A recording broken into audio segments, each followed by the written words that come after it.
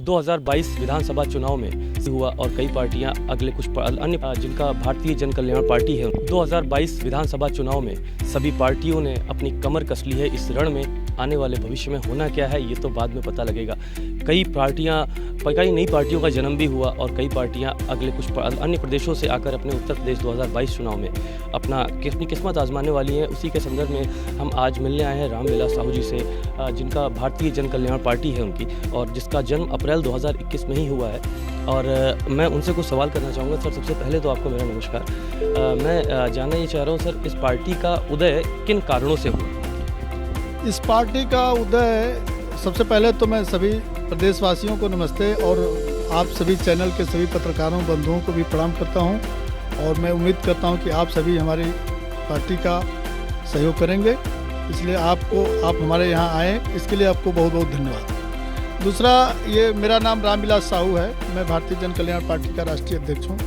और ये पूरे उत्तर प्रदेश में हम लोगों ने पार्टी खड़ी करने का जो संकल्प लिया है, विषय ये है पार्टी खड़ी करने की आवश्यकता क्यों हुई। पार्टी खड़ी करने की आवश्यकता इसलिए हुई क्योंकि हमारा समाज वर्षों से सभी पार्टियों को सिंचता, बढ़ाता, फूलता, उनको सहयोग करता आ रहा था। लेकिन हम लोगों ने ये देखा कि हम भी राजनीतिज्ञ हैं, काफ़ी 25 साल से भारतीय जनता पार्टी में हम भी काम कर रहे थे, लेकिन हमारे काम करने के एवज में या हम लोगों ने हमारे अपने समाज की, जो हम लोग समाज के भी नेता हैं, इसलिए हम लोगों ने ये सोचा कि भाई हम लोग काम करते हैं, नोट भी देते हैं, वोट भी देते हैं, हमको कोई पार्टी कोई तवज्जो नहीं देती, हमें हमारा हिस्सा नहीं मिलता, हमारा हक नहीं मिलता। इस विचारधारा पे हम लोगों ने ये हुआ कि पार्टी खड़ी करनी चाहिए। 22.5% हमारा बैच समाज पूरे देश में है और 22.5% की राजनीतिक भागीदारी शून्य है। सर, जैसा कि अभी आपने बताया कि आप नोट देते हैं, वोट देते हैं, तो इसको किस तरह से समाज लेगा? मेरा समाज पूरा सहयोग कर रहा है और मेरा समाज, मुझे उम्मीद है आपके चैनल के माध्यम से समाज से भी प्रार्थना करना चाहता हूं, अपने समाज से एक अनुरोध है कि आप सभी लोग चेतें, जागें और अपने अपने अस्तित्व को, अपने अपने हक हिस्से को पहचानें और आने वाली इस पार्टी को सहयोग करें। मैं अपने बैच समाज से उम्मीद करता हूं कि ये लोग सहयोग करेंगे और कर रहे हैं। इस कर नहीं होते तो ये पार्टी खड़ी कैसे होती? सर, मुख्य बात एक है कि आप क्या इस चुनाव में अपने प्रत्याशी भी उतारेंगे, और उतारेंगे तो कितनी सीटों पर आपने चुनाव किया? कम से कम 100 सीटों पे।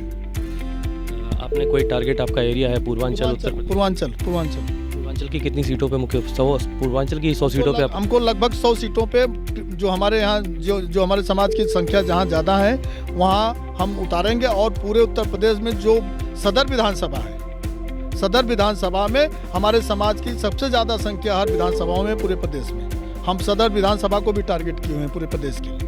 सर, आपने अपना चुनाव में आए तो हैं, लेकिन आप ये क्या किसी पार्टी का मुख्य रूप से आप गठबंधन करके आप आगे बढ़ेंगे या स्वयं पे ही आप आगे बढ़ना चाहते? एक्चुअली में जो गठबंधन का जो सवाल है, तो मैं कोशिश करूँगा कि भाई जो पार्टी हमें हमारी हिस्सेदारी देगी, हमें सहयोग करेगी, चुनाव में हमारे प्रत्याशियों को उतारने का मौका देगी, हम उसके साथ जा सकते हैं।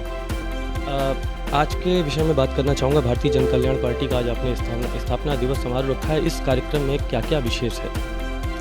इस कार्यक्रम में हम अपने समाज के, जो हमारे पार्टी के पूरे प्रदेश में जो कार्यकर्ता जुड़े हैं, उनका स्वागत समारोह है, उनका सम्मान करेंगे, उनको अपनी पार्टी की विचारधारा बताई जाएगी और कैसे जाकर के हमको फील्ड में काम करना है, क्षेत्र में जनता के बीच में जाकर के पार्टी को कैसे मजबूत करना है, बूथ स्तर तक संगठन को कैसे खड़ा करना है, वो उस विषय पर कार्यक्रम का आयोजन है।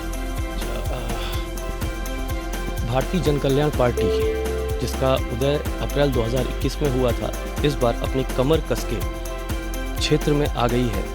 अब देखना ये है कि बिना गठबंधन के ये समाज, वैश्य समाज के हितों में कार्य करने वाली ये पार्टी कैसे इस चुनाव में अपना डंका बजाती है। कैमरामैन राज के साथ अवनीश मिश्रा, लाइव इंडिया 24 लखनऊ।